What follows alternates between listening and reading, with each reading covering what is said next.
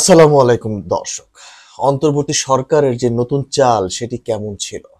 আশা করছি নতুন চালটি আপনাদের ভালো লেগেছে। সেনাবাহিনী মাঠে নামানো হয়েছে ২ মাসের জন্য এবং তাদেরকে ম্যাজিস্ট্রেসি ক্ষমতা দেয়া হয়েছে এবং তাদেরকে এমন কিছু শক্তি দেওয়া হয়েছে যারা তারা আগামী ২ মাস তারা চাইলেই যেকোনো অ্যাকশনে তারা যেতে পারে। এটি আশা করি যে আপনারা চেয়েছিলেন। এবং একই সঙ্গে আমি তাদের উদ্দেশ্যে বলবো যারা ষড়যন্ত্রকারী, যারা দেশটাকে গত ৪০ দিনে অস্থিতিশীল করার একটি দায়িত্ব নিয়েছিল, যারা দেশের মধ্যে যে কোনো কিছু ঘটানোর, নাশকতার থেকে নিয়ে যে কোনো কিছু ঘটানোর কিন্তু পরিকল্পনা তাদের কন্টিনিউ ছিল। এবং আমরা দেখেছি যে বহুবার বলার পরেও তাদের কিন্তু কোনো অ্যাকশন তাদের কিন্তু কোনো এমন কিছু অ্যাকশনস ছিল না যে তারা চুপ হয়ে যাবে বা তারা দেশের সকলের সাথে একাত্মতা প্রকাশ করবে।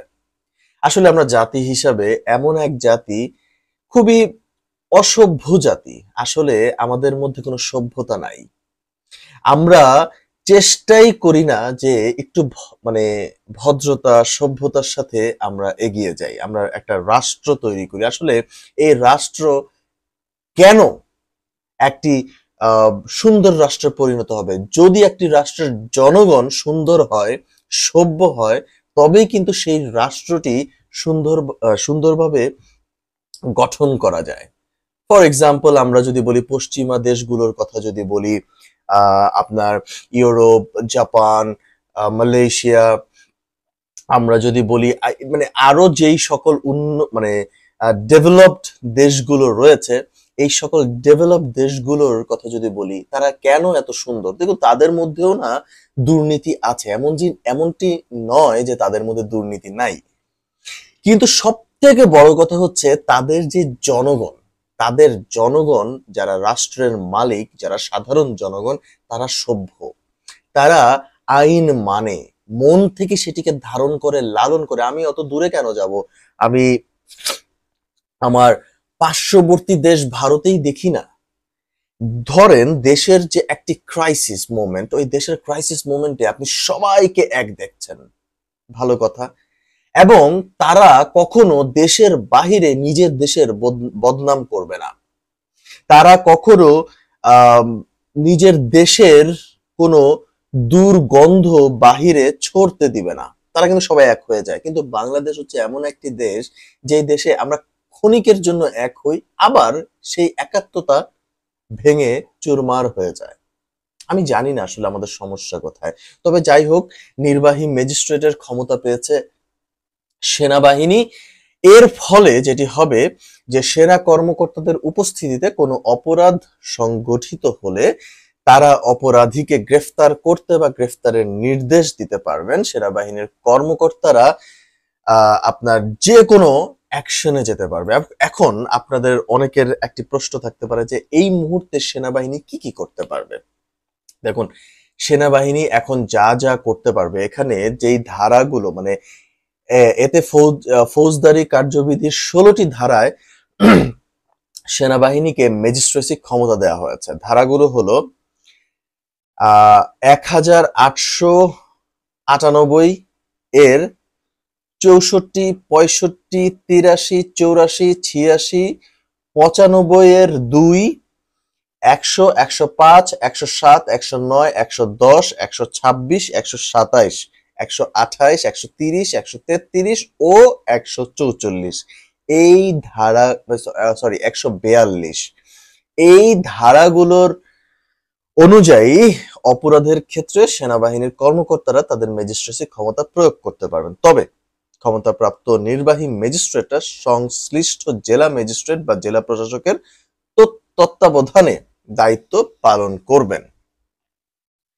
এই যে সুন্দর একটি সিস্টেম কিন্তু করে দেয়া হয়েছে, নামিয়ে দেয়া হলো সেনাবাহিনী মাঠে। আমি গত বেশ কিছুদিন যাবত দেখছিলাম যে কিভাবে মন্দির ভাঙচুর হচ্ছে, কিভাবে মাজার ভাঙচুর হচ্ছে। দেখেন, বেদাত, শিরিক কিংবা মদ, গাজার উদাহরণ দিয়ে আপনি কোনো মাজার ভাঙতে পারেন না।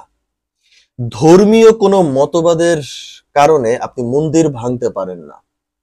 এখন একটি মাজারের মধ্যে আমি ধরেই নিচ্ছি গাঁজা সেবন করা হয় এবং অনেক কিছু সেবন করা হয়।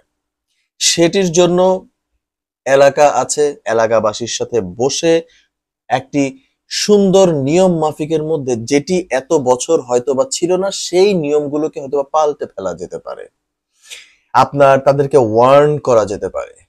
তাই বলে ভাঙচুর, বেদাত, শিরক এগুলা বলে যে সকল কর্মকাণ্ড, সেটি মোটেও আমি সাপোর্ট করি না। বরং আমি এটি বলি যে আমাদের আশপাশে যারা ইসলাম প্রচার করছেন কিংবা যারা আহ মাওলানা রয়েছেন, তাদের উচিত এই সকল মানুষদের সাথে কথা বলা এবং তাদেরকে সঠিক পথ বলা। বাকিটা হচ্ছে তাদের বিশ্বাস, আকীদা, এবং সেই বিশ্বাসের উপরে তারা যা করতে চায় তারা করতে পারে। কাজ আমাদের মূল আন্দোলনটি কিন্তু ছিল বৈষম্য বিরোধী। আমরা কারোর মধ্যে বৈষম্য করবো না। কেউ যদি আহ আপনার কেউ যদি কোনো কিছু করে শান্তি পায়, সেটি তার ব্যক্তিগত ব্যাপার। কিন্তু আমরা যতটুকু করতে পারি সেটি হচ্ছে আমরা আইনের আশ্রয় নিতে পারি, আমরা এলাকাবাসীর সাথে কথা বলে একটা সুন্দর জায়গা থেকে আসতে পারি। যেমন আমি পুরান ঢাকার একটি মাজার ভাঙার সংবাদে দেখলাম এলাকাবাসী বলছে যে এখানে কোনো বেদাদি কর্মকাণ্ড হতো না, এখানে কোনো বাজে কর্মকাণ্ড হতো না। আমরা এলাকাবাসী সাক্ষী দিচ্ছি এবং আমরা এলাকাবাসী বলছি এখানে বরং এই মাজারের আন্ডারে একটি মসজিদ ছিল, সবাই সেখানে নামাজ পড়তো এবং সবাই সেখানে মিলাদ মাহফিল করত। এই যে মাজারটি এখন ভেঙে ফেলা হতো, আমরা যদি জানতাম আগে এই ধরনের কাজ হবে, তবে আমরা এলাকাবাসী সেটিকে বাধা দিতাম। যেমন এই যে সুন্দর একটি কথা, এখানে কিন্তু এলাকাবাসী এই কথাটি বলছে।